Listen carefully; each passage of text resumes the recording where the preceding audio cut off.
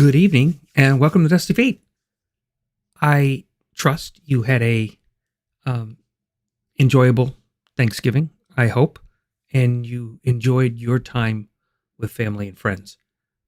To take that time to do whatever your family and friends traditionally do. But it's nice to be able to spend time and do those community type behaviors, right? But those community connections with that, I think, are a wonderful piece. So it's the 2nd of December. We're already in the last month of 2021. We're in the final 12th. I remember, when it was end of 2020, people were glad it was end of 2020. And now people are probably going to say something about 2021. I tend to lean more towards so it's been another year, God. And what have I done? It's an interesting thought, and it draws some interesting things, and it really reflects and bounces off of Thanksgiving. It does. As you can tell, tonight, we're back in our homework series. We have to judge or not to judge. Part 1, this will be part 1 of at least 2, probably 3 parts. Just the topic drives to that, and stuff that Mackie covers drives to that, and I think it's important. Some of these, I hope the majority of these are challenging. They bring, thought challenges to our forefront, okay? And I want it to do that. I truly do. But tonight is going to be a harsh look at ourselves. This won't be fun. This won't be pleasant. So if you're looking for something pleasant or enjoyable with the season, then turn it off and watch it again some other time, because this is not a feel-good one by the time we're done here. It's not.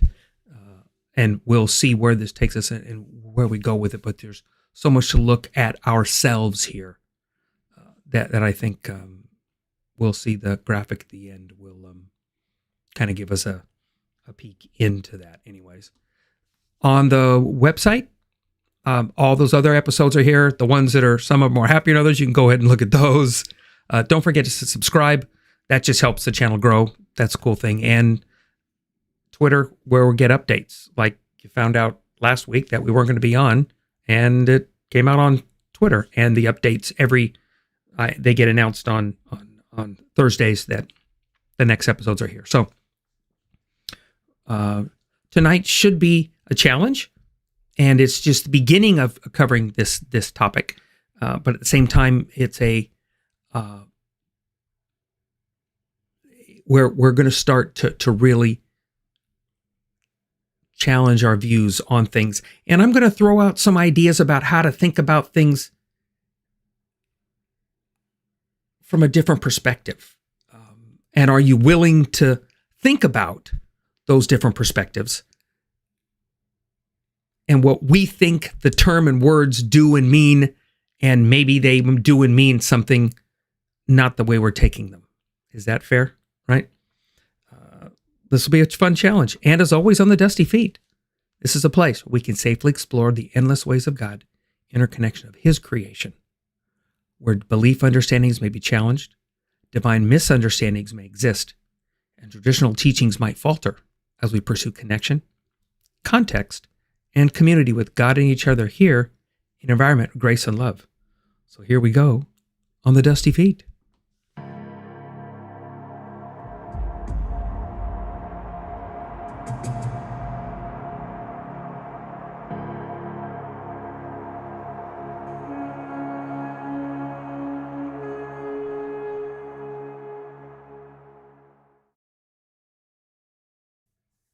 Okay, so we're going to have we have the Mackie clip, but we're going to have 2 clips tonight, one from Mackie and another one from the Bible Project. We're going to address this from I think, are intertwined. I think these terms are intertwined. I think you can't separate them. You can, like what they say, a three-corded rope, right? A three-corded thread is strong, right? So that's three things put together to give it strength, but they're three individual things, okay? But yet, when they're together, then they're the rope, right?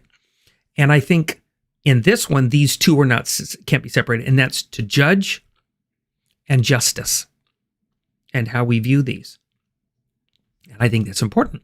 So the second clip is a Bible Project, their little clip on justice, which I think is, again, it will spur us to some more conversation and thought, which I enjoy. So let's start with the first Tim Mackie clip, and we'll begin this journey into judge or not to judge. Matthew 7, 1-6. Judge not, that you not be judged. For with the judgment you pronounce, you will be judged, and with the measure you use, it will be measured to you. Why do you see the speck that is in your brother's eye, but do not notice the log that is in your own eye? Or how can you say to your brother, let me take the speck out of your own eye, when there is the log in your own eye? You hypocrite. First, take the log out of your own eye, and then you will see clearly to take the speck out of your brother's eye. Do not give dogs what is holy, and do not throw your pearls before pigs, lest they trample them underfoot and turn to attack you. Hey everybody. How you guys doing? Happy Sunday. Is this anyone's Bible? Just gonna put it down here. Anyone's pen? No. Anyone's battery? Well, that's there, but just don't judge me. Don't judge me. I'm going to pull this guy out. Good to have you guys here. Welcome to Door of Hope. And we're continuing in this series that we've been in on what we call the Sermon on the Mount. Remember what Matthew called it in chapter 4? He called it Jesus teaching the good news of the kingdom. And so we've been going snail's pace, but that's all right because the brilliance and the wisdom and the grace of Jesus just pours out of every line of this collection of his teachings. And we are kind of at a turning point as we come to chapter 7, and Jesus is going to explore the dynamics of what it means to be a community of his disciples and actually helping each other grow as we follow him together. Because Jesus has no vision that we can do this alone. The vision of Christianity in America, which I think I heard this, or I made it up. I don't remember at this point. But I call it me and Jesus in my pickup truck Christianity, where it's just kind of like we're cruising, and anyone else, you might be welcome in the cab, with me and Jesus if I let you in, but for the most part, you're not welcome, Don't tell me what to do. And Jesus, that's just not at all what he envisions. In fact, just the opposite. He envisions that we are absolutely necessary to each other, but that can get complicated. How we help each other grow can get extremely, extremely complicated. And we have this new mic that's supposed to solve all our problems, but it's totally, can you guys hear it? Dang it.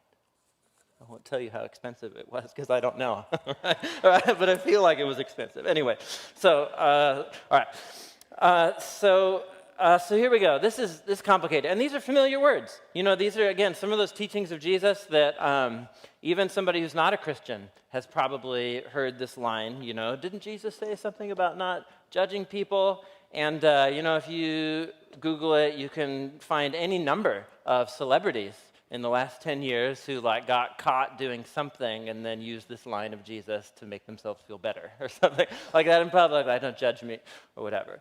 And this saying of Jesus is profound. He does what he often does, which is use this kind of broad, attention-getting line to get you to be like, whoa, what does he mean by that? And then he goes on to clarify and explore through parables and metaphors and so on. And these words are familiar, and these words actually have a really interesting history in American culture in the last 10 years or so.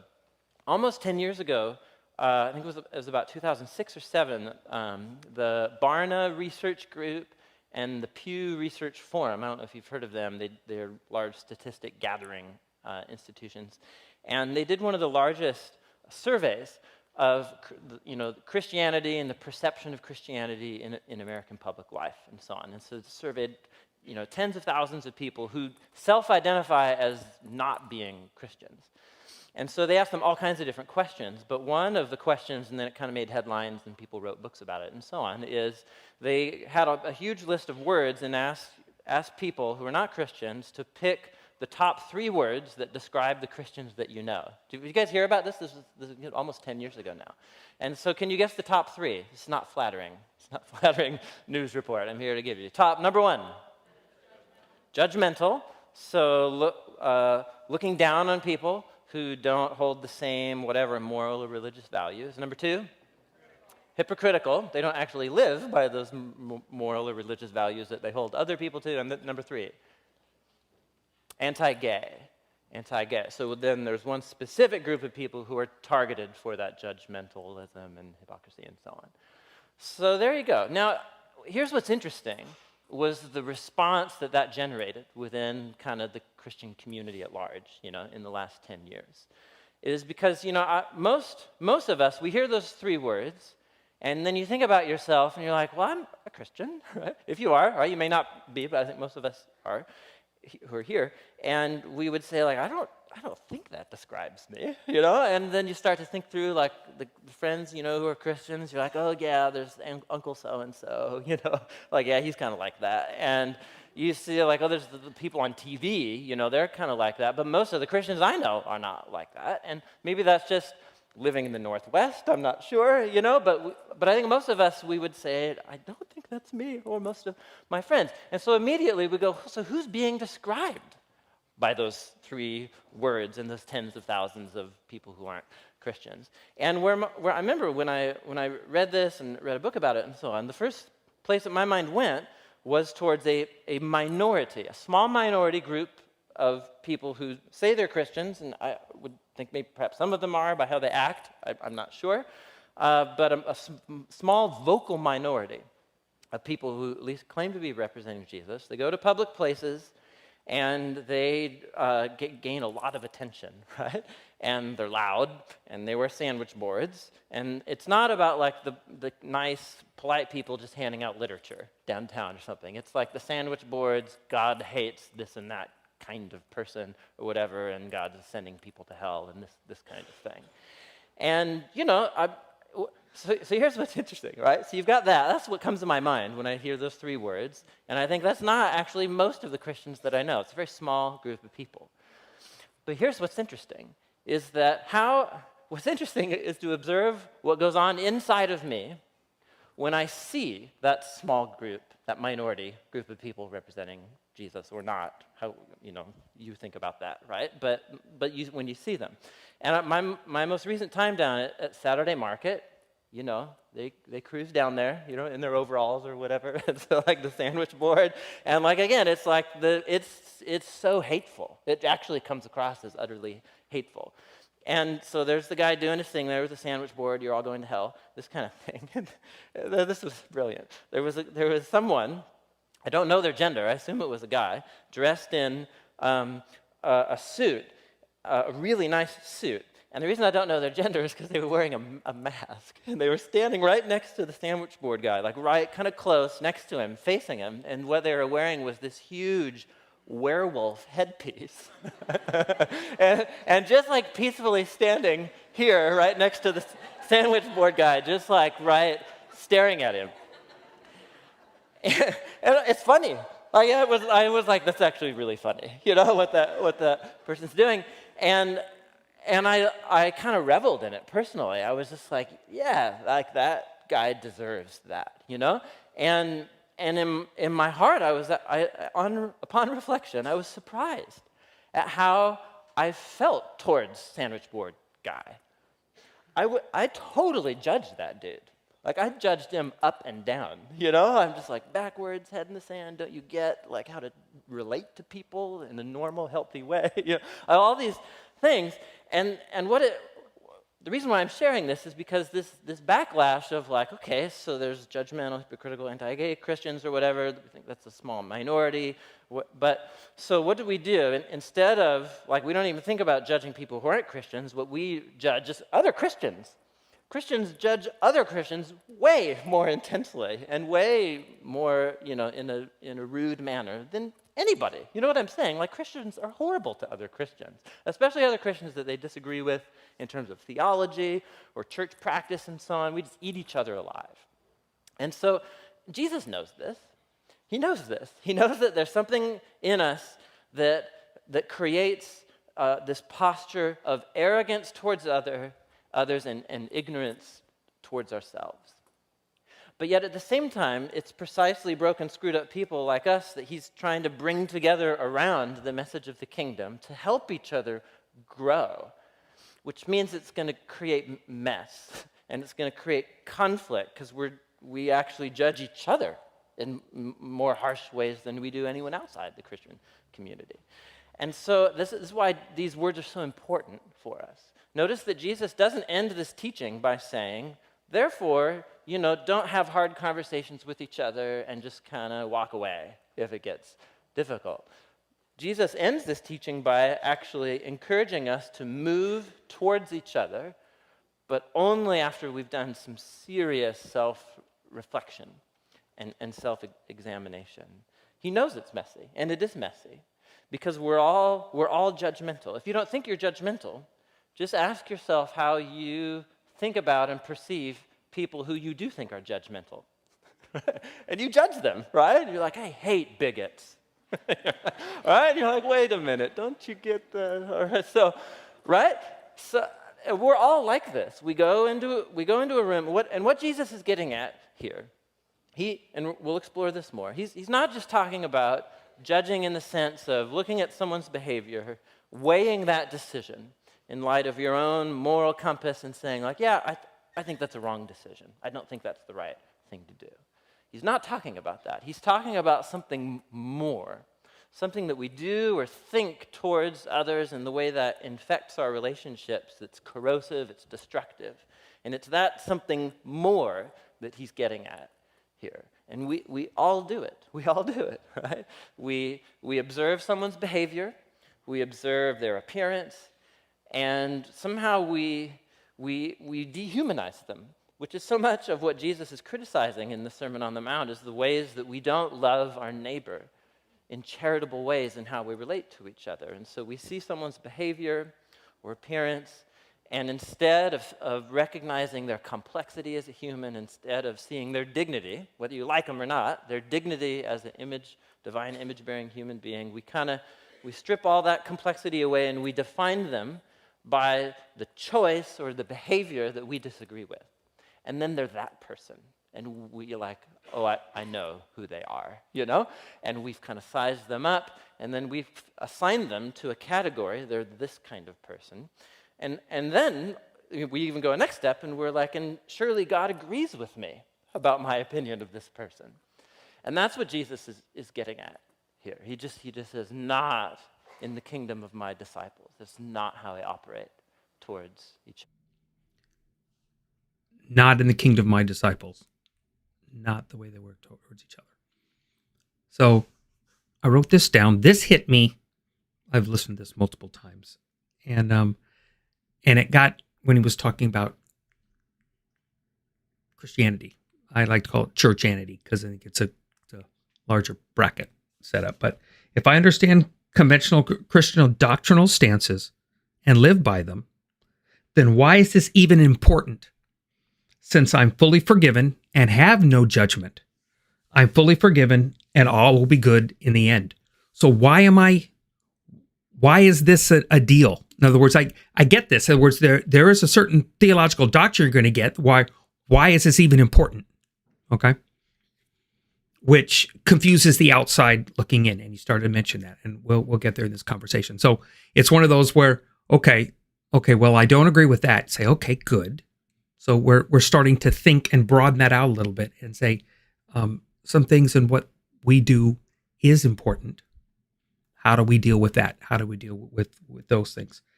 Because I said this, if this is only a this world now thought, then do you believe that all folks are fairly judged? In other words, do you believe that in life that what goes wrong comes around, that will happen? Is it our job to judge them in this life? Do we believe that it's our job to judge them because God wants us to judge them, or because we've determined we need to judge them? Or do we believe that maybe it won't be taken care of in the end, that God really doesn't have this in hand, and we need to do that? And then how do you reconcile what happens when somebody, quote unquote, gets away with something? And can you let God handle that? Or is that, again, another problem? That goes with justice, does it not? See how this all rolls in together? So that said, but before we continue on this, because I got notes on bouncing off this, let's listen to the justice thing, because I think that will tie in. Again, like I said, it's a cord that you can't separate these two thoughts. And this is actually addressing this issue, and we'll talk about it. We'll talk about where he's coming from and what the audience is understanding, the people that he's talking to. What would they be understanding with this in their context and their past and their Torah observance, okay? Which I think is important. So let's listen to the other clip and see if we catch what that has to say.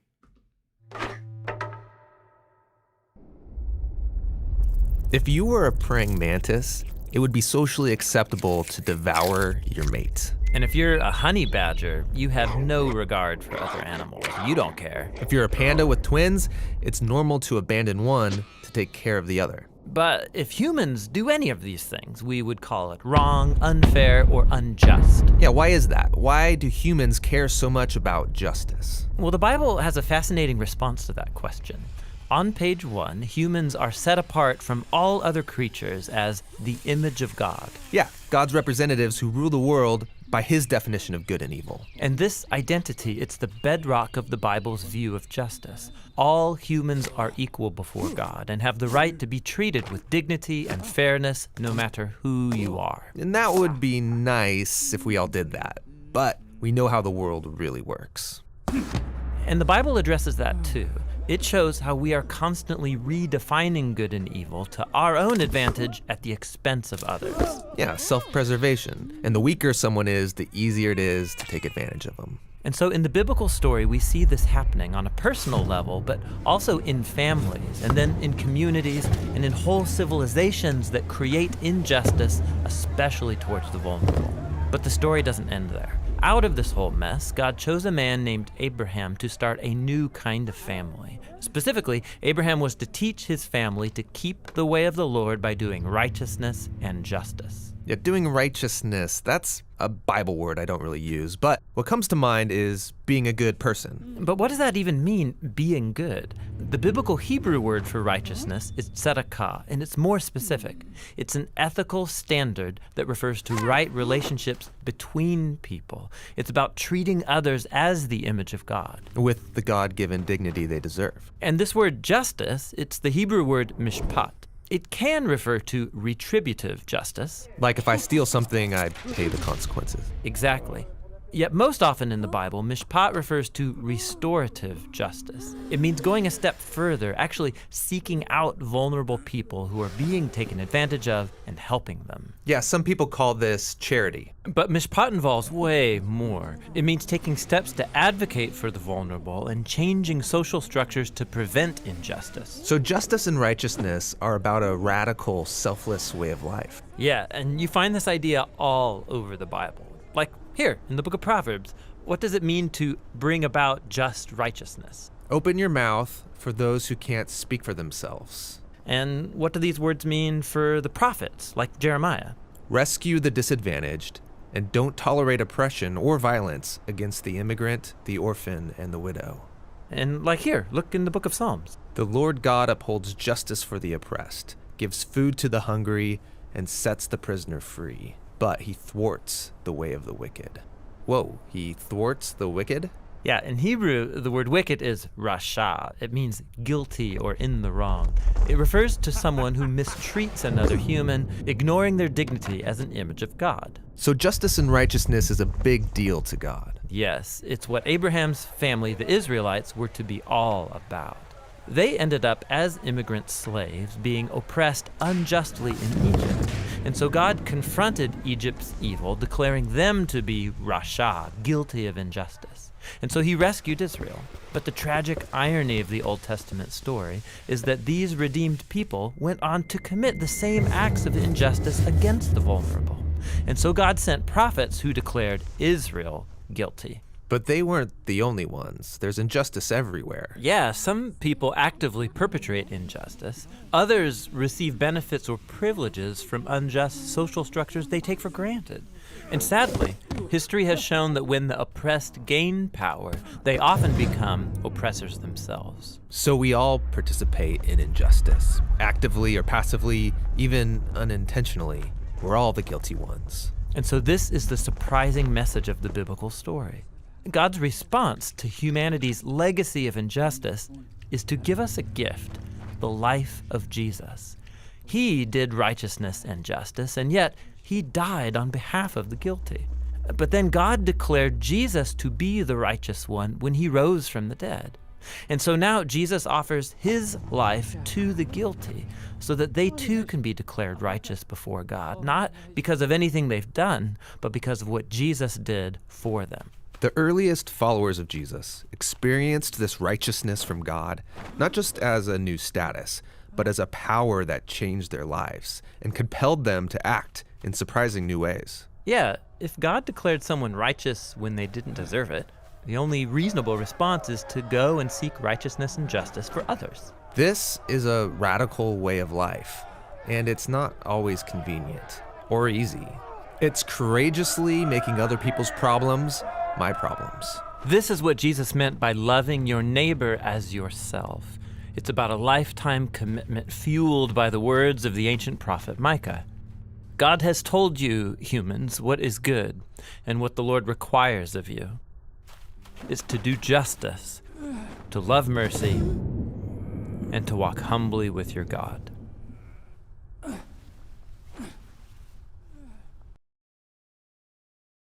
Hey, this is John and Tim from the Bible Project. Thanks for watching this video. This was a theme video where we take one biblical motif and trace it from beginning to end. We also do a lot of other videos you can find here on our YouTube channel. The Bible Project is a nonprofit animation studio, and we're crowdfunded, which means you can help us make the next videos. You can find more information at our website, thebibleproject.com. Okay, so now you, I hope you see the justice tie. And we're going to get into, again, I want to eat. I wish I could talk to Tim Mackie to bounce and chat him and John, and it'd be so much fun. Him and Rabbi Foreman and Skip Moen. If we get all of us in a room, it's like 3 rabbis walk into a bar kind of deal. If we get all of us together, it's got to be a joke in there somewhere. But then they'd be challenging each other, right? So, in this particular, so let's go. We're going to kind of walk through the first video and be interjecting what we're talking about with the justice and mercy and tzedakah in particular, because it's interesting because it was a study that I'm in right now with it, and Foreman's actually talking about it. Skip's been talking about it. Mackie brings it up. I think it's worth delving into, and that will probably get us into episodes 2 and 3 as we get down the road. He mentioned something, so let's go back to that Jesus in the pickup truck, where it's just, are we supposed to be, it's just Jesus and me. All I need is just Jesus and me. And yet Scripture tells a different story, a completely different story. Completely different story. And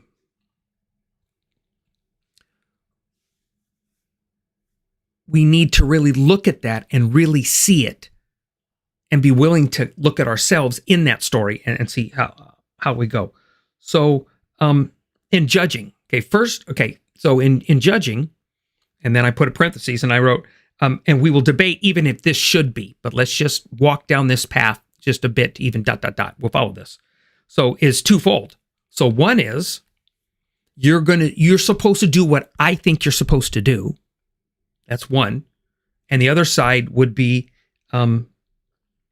justice for the community.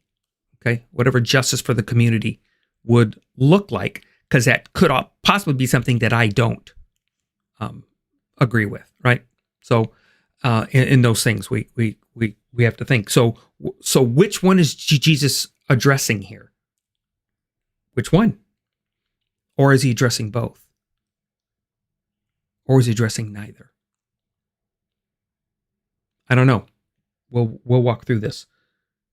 Doing righteousness and justice. Abraham. So let's go back and look at Abraham a little bit in this.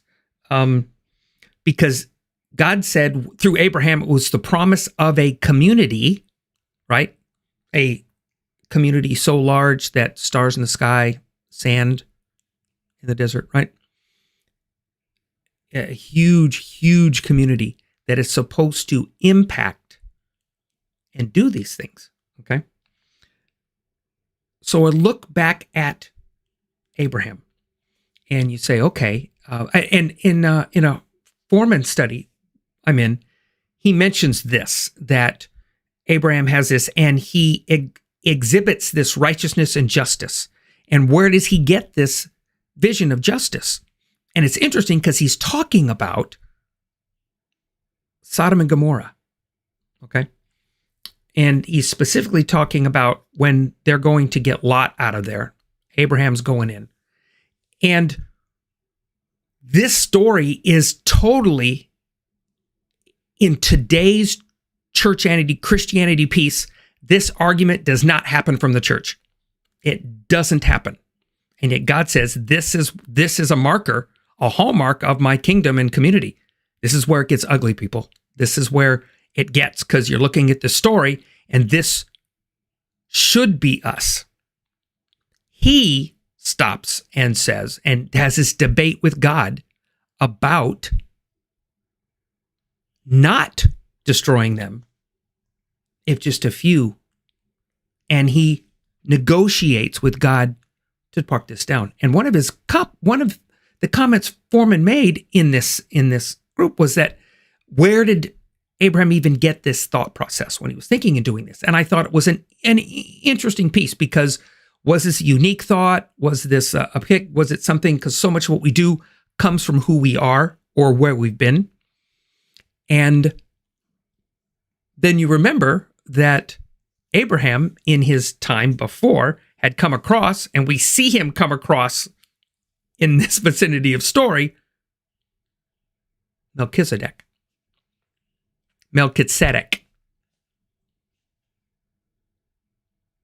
Justice is in his name. And you go, I wonder if he was taught this way of justice. And his justice is different from our justice, because his justice theirs is squash them. I've determined they're evil. Surely God agrees with me. Squash them. They're evil. Abraham says, don't. Please don't. My nephew's in there, and I want him out.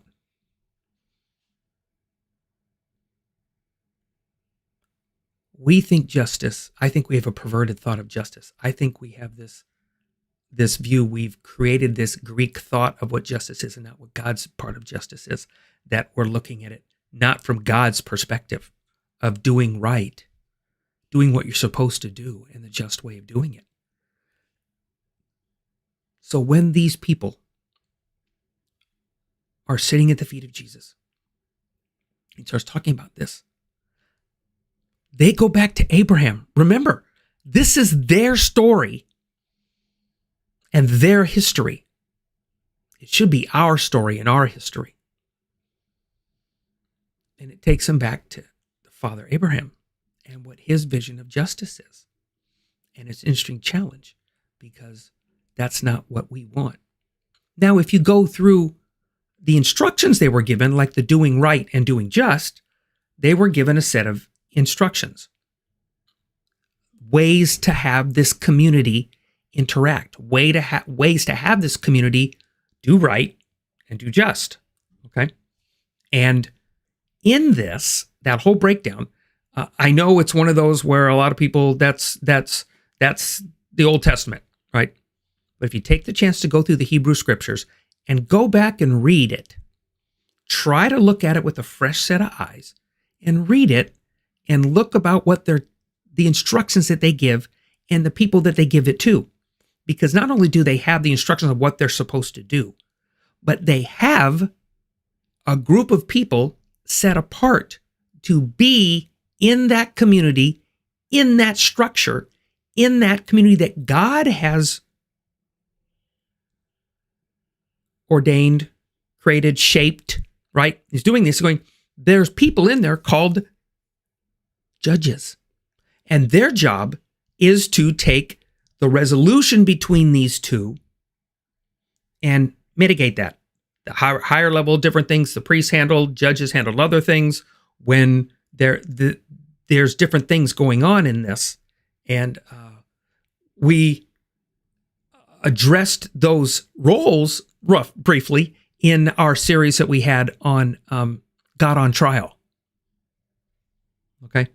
And the courts that they'd created. Because the problem was the community doesn't exist anymore. The community as laid out in Torah doesn't exist anymore. Meaning, because that's a land. Torah's like a constitution. Okay? And so now there's no longer that land as it's shaped, as God had it intended, with what he intended being in there. So you try to act within the guidelines of that constitution and understanding of that constitution as best you can where you're at. And that's what lack of a better term, I'll use classic Judaism operates under, which is wonderful. Okay. It's how that gets operated and how that's been morphed and twisted over years. It gives us challenges like we have on our side. Again, we're looking at us. Log splinters. Remember this, okay? Target audience is, okay, so understand in that target audience, and they're starting to grasp this, and this is all going on, that none of the targets that he's talking to, Rome is not part of the discussion. This is you. This is us. This is stop and look at what you're doing amongst yourselves. Okay. Are you doing justice? Not being justice, right? Where we dispense justice, right? We want the courts to dispense justice. Okay. Courts don't do justice. Courts be justice. They dispense justice. We are supposed to do justice. Do justice, love mercy, walk humbly with your God. Okay? So what do you do? And it's not about that. It's about how are you dealing with the oppressed and the orphans? How am I helping the oppressed and the orphans? I can bring it up to people's attention, and then I can give time, funds, whatever, widows, poor, orphans, and Jesus talked about these specific categories in this, but in that way of what are you doing in that, okay? And it's not about killing other people so they don't do something, okay? There's doctors performing abortions, so I'm going to go kill doctors so they don't kill babies. So obviously somebody doesn't believe that God has that God, they don't think that God will do justice, that God's justice won't happen there. So they need to be God. They need to dispense God. Obviously, God agrees with me. That's obvious. God agrees with me. So I'll just do this. And I go, our stories don't match. It's going to be a repetitive theme. Our stories don't match. So George, he's talking about them, their community. And remember, their community at their time is what we would call our church. Okay? Now, here's the scary part, is that their communities interacted together. Their synagogues, they weren't against each other. They didn't shut each other's doors. They weren't, saying that those guys don't know what they're talking about. And stuff. They existed in this harmony of not, they would let the other person maybe not 100% agree with what they thought about something in the way something was thought. But they didn't, that wasn't a separator of life. Life still continued in their deal. They still operated in their deal. They still, fair day's wage, fair day's labor, scales, justice, right? That they're doing right. That if you dug a hole and neighbor's ox fell in it, that you would compensate him for that, right? Doing what's right. I talked with Ian about this. It was fun, about putting a parapet above on your roof, i.e. a railing on your roof, so that people didn't fall off because you didn't do something to care. Did you really care about them enough to protect them? Okay. And when you don't, how do we deal with that? And so those are things that we discuss, and those are things that are a part of it.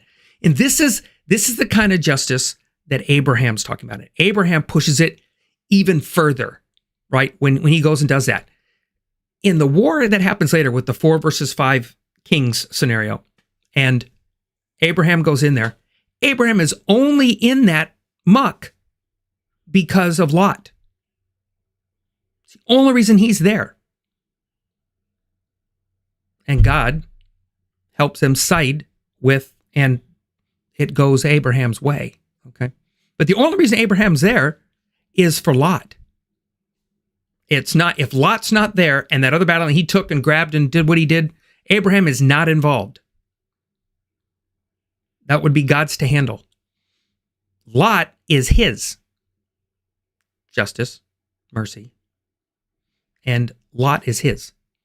And he then goes to make sure that Lot's taken care of. Okay. Jesus got, and I love this how Tim put this, is Jesus goes on after his teachings and to clarify with parables and metaphors. And I thought that was interesting that, he uses that to clarify, to bring out some stuff. And part of you goes, well, but even in a parable and a metaphor, even in with parables and metaphors, we even have challenges with those. So if we don't even look at those within context, we mess ourselves up, because then we say, well, this means this now. And I go, but the parable and the metaphor, the audience was there to understand and to do. It wasn't one of those where it was, and someday future generations will understand what I'm telling you. You won't get this now, but down the road, this parable, this metaphor, this story I'm sharing, you won't get it. You're not supposed to get it. May you never get it, but your grandkids are going to get it. Or not only you're supposed to get it, I'm supposed to help you understand based on your context. And then you're supposed to repeat yourself. You're supposed to be that down the road. Okay? You're supposed to do that down the road in that understanding. The survey, the Barna Pew survey, I did hear about that, and it's a brutal survey. It does not paint churchianity in a clean, in a pretty light at all. Oh, it's ugly. And the 3 points: judgmental, hypocritical, and hate. Judgmental, hypocritical, and hate. Do those topics sound familiar? Have we been discussing hypocritical behavior? Have we been discussing hate? Are we discussing judgmental?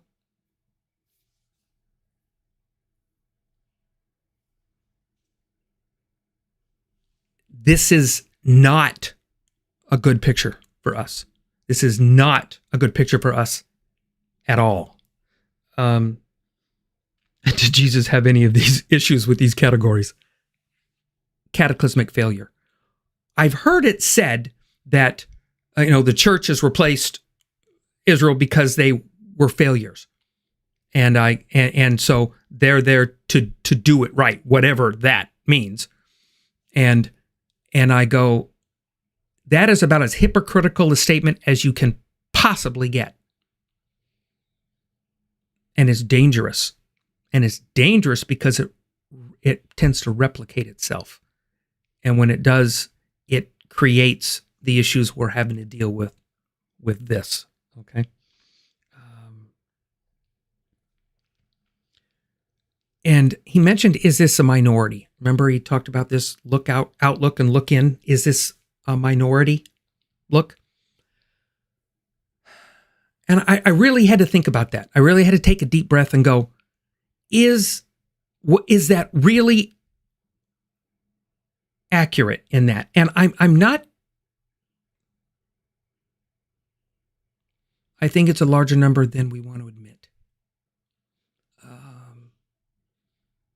In today's world, we even have the option to not only have heard somebody or some treatment or something or some news, but I have a chance to actually go and look at theologies and doctrinal statements and creeds from different groups, right?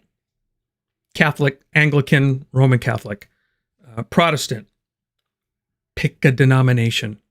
The outlier denominations that Churchianity calls are outliers, where you have, say Mormons or Jehovah's Witnesses or Quakers or Puritans or the Amish, and in different ways. And I'm not calling them that. I'm just merely making the point that this is from a Churchianity standpoint. You're looking out, and all these judgmental pieces go over, and then you get asked a question in this, and these are people from the outside looking in to make a comment about a broad statement called Christianity.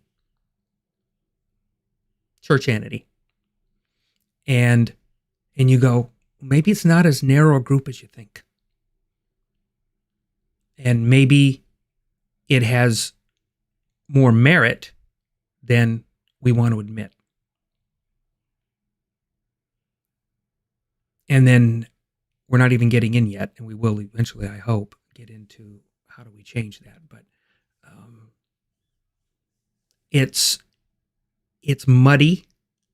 It's to look back and see what is that separates and what Jesus is talking about with these issues is done. Christians are the worst. They're horrible to other Christians. They'll talk about another sect, and to be honest, and I'll take this even from the labels that I get stuck with messianic and that stuff, that messianics can be worse than Christians.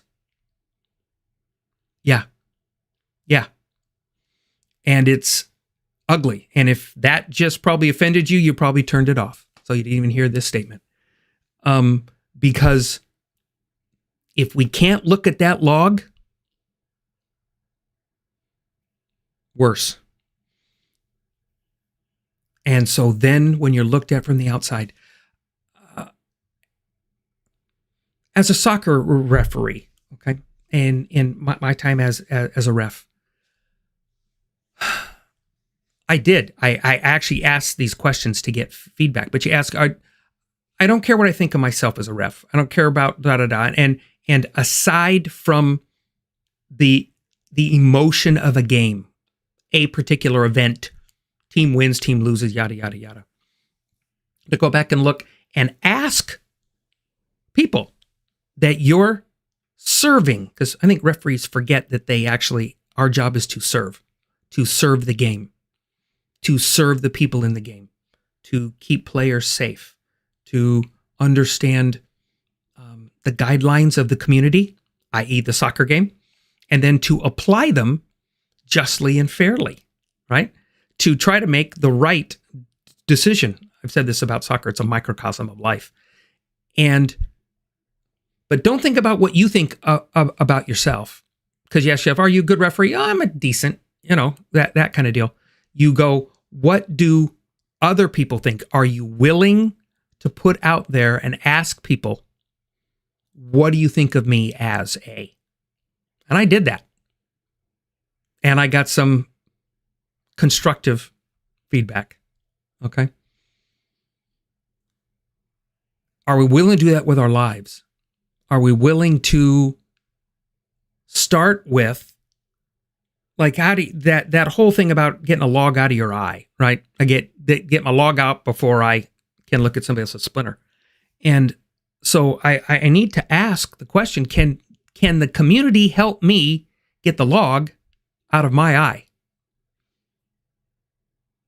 And so can I get a group around me that will help me do that? 12 steppers get this. This is the whole point. The community is critical. I need to get over this. So I need to have people help me be accountable, to do what's right, to try to be just, try to be fair to myself, to be fair to the people I treat, to be fair to the people that I've abused, mistreated, and then helping me see myself so that I can start working on that log to get that out. Those that haven't touched a 12-step in any way, I don't know what that context would be. I don't know if you know somebody that, you know somebody if, you know how to do that, and what that would look like. If you haven't, I encourage you to find somebody that has. That would help a lot in understanding part of that. Because that really helps us look, and it's from the outside looking in. When the group is looking at you from here, if you're willing to be vulnerable, if you're willing to be honest, willing to be open, I think our deceit comes in our willingness not to be open, not to be truthful, to even go in those capacities and not share, and not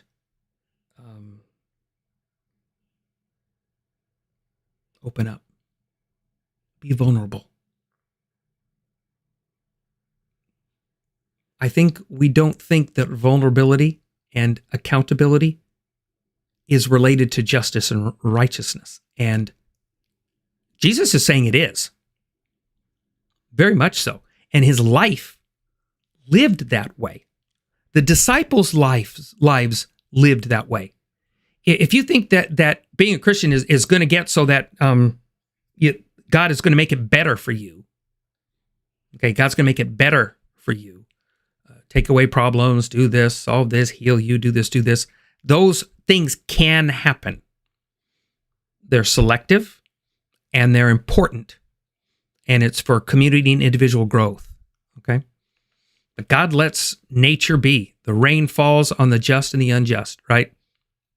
The drought hits both. And how we live through those things, how we do justice, how we take care of the downtrodden. Remember the pictures falling in the justice piece? How do we do that? The last guy that's pulling somebody up. Okay? That's doing. I'm not busy pointing out somebody else. I do this. The sandwich board guy. I've talked about this before. I talked about this as a running conversation with a couple of people I know. And that sandwich board guy is that really what Jesus is talking about? And if you look at Jesus' story, it's not. Is it something that people want to do? Yes. But Jesus' whole story, that is so counter to that story that makes it a challenge. And it really does. Now, let's take what that story is and how they'll go over. Now let's take it into what we're doing and how we're doing and how we're being.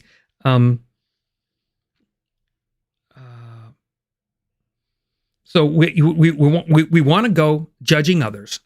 Sandwich board guy, for instance, right? Because this is me, because I'm just taking off just what I just said, right? So it's sandwich board guy. We want to go judging others with almost no true knowledge about the other person. In other words, right there, Mackie started to address it a little bit, was I know nothing about sandwich board guy. I know nothing. I don't know where he's been. I don't know what's gone on in his life.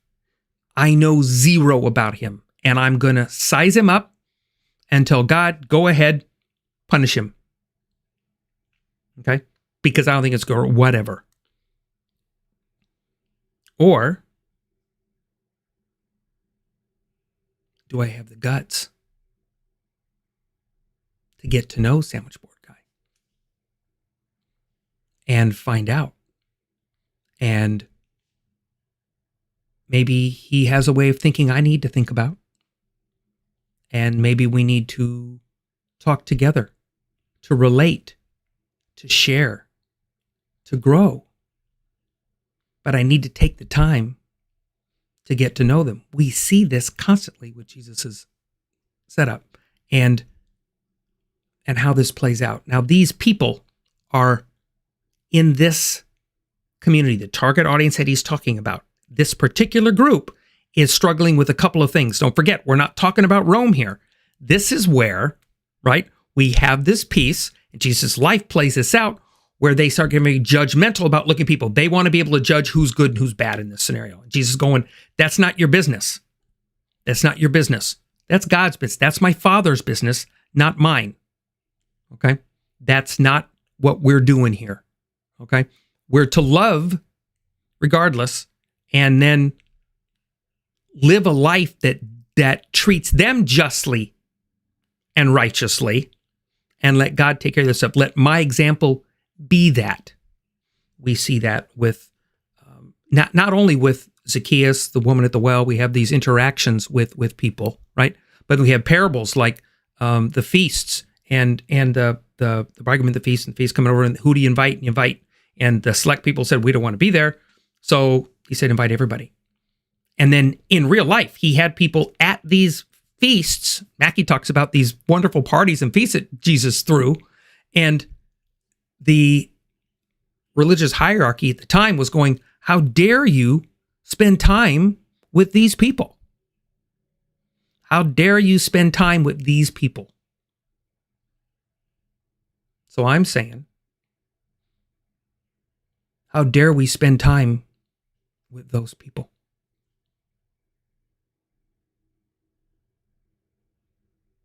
How dare we spend time with those people? We're looking at other's behavior, and remember that we probably need to look at, are they even in or out of our community? Are they a follower of God or not? That was one of those points he's talking about. He wasn't, don't forget, he's not addressing Rome. When Jesus did this, he was addressing his people. It was because there's some interesting interactions he has with the Roman centurion, the Samaritan woman, where we have people that are looking at it from outside the community. Okay, because Jesus is dealing with his community. Because this is the start. This is where he wants to start this again. Refresh it. Renew it. Renew it. And he's saying, look at ourselves. Start to justice and mercy and be that example. So people see it from the outside looking in. They're going to see a different behavior. That was the example that God gives us to be as his followers. So is that the role? That survey right there said we're getting an F in that. As a Christ community, as a Mashiach community, as a community that follows the Son of the Most High God, that report card is an F as far as the world looking at us. Now, if you don't like me because I treat that's a different story, and Yeshua addresses that as well. If you don't like me for being true, for treating people righteously, for treating people justly, for taking care of the widows, poor, the orphans, and having their care in mind, and my community's care in mind, and you don't like that, that's another story. But still, God handles that. Do you believe God handles that? That's the other question, really, honestly, to ask yourself in the judgment, is to judge or not judge. He says, your job isn't to judge. That's my Father's job. Vengeance is his. not ours. We're to take care. We're to do justly. I think, again, we have this court Greek thought and not the Hebrew action verb thought. And we have this backwards on this. I wrote this down. We're getting toward the end here. And I said, he said, he wrote this. I like the way, and Mackie's words again, where he uses this point. He uses the words corrosive and destructive seems to be our way. And where this at, according to that survey. Okay. And we are part of that. So I wrote a note. I have it here. Where is it? Yeah. So we have to be successful in replicating ourselves. And I put, there it is. Recovering characters. Recovering character. Can we recover the image that we should be as divine image-bearing creatures? Can we recover that character to be known by that character? Can we change the way? Or, if we can't in our lifetime, because I'm not the golden example, I guarantee you that as the generations go past us, that those generations will be that light and carry on. Are we thinking that direction? Or are we so busy thinking that the end is nigh or something else coming up that down the road, the multi-generations forward don't matter? Because of this, are we losing focus on recovering God's character as we're supposed to be those divine image-bearing creatures? Are we willing to, are we willing to do what I call a double logectomy? Okay, a double logectomy. We're willing to first address our own issues, then our community issues, the double log. Am I willing to engage at a community level, my community, and community on this, in this context, we always talk about that's us, our church, our whatever group you belong to, okay? Synagogue, church, in those points is, can we do this and start to get the logs out of our own eyes? Then maybe the light that we're supposed to shine maybe helps us deal with the little splinters. But I think our logs are the biggest issue. We're not even kind to ourselves and those that are part of our community and extended community. How can we seem credible to teach and love God if we're as mean to ourselves? And they look at that and see that, and then you tell them, but God's love, and we're supposed to reflect God's love, and they don't see it. That's hypocrisy. And they go, I want nothing to do with that God. I'm not surprised. This is not a shock. It really isn't. And if it is a shock, let this be an eye-opener to really step in and really take a look and do that. The entire teaching in Matthew 5 through 7 is a pretty good mirror to look and see if we are interested in kingdom living. Are we attuned and are we active? This is where we are supposed to look at other people, divine image-bearing creatures, and try to see them, the quote-unquote people that we're trying to justice do, and see them as God. You want God to see you this way. You want God to, first you'll bash somebody. You'll bash them for being whatever. And then all of a sudden, they say this little prayer, right, from this little book, and all of a sudden, none of that matters. None of that matters anymore. All those hateful things I said, or all that thing I said about that group, or did that deal, or had this deal, none of that matters now because you said this little thing, and now that's it. And you go, does that even sound near hypocritical?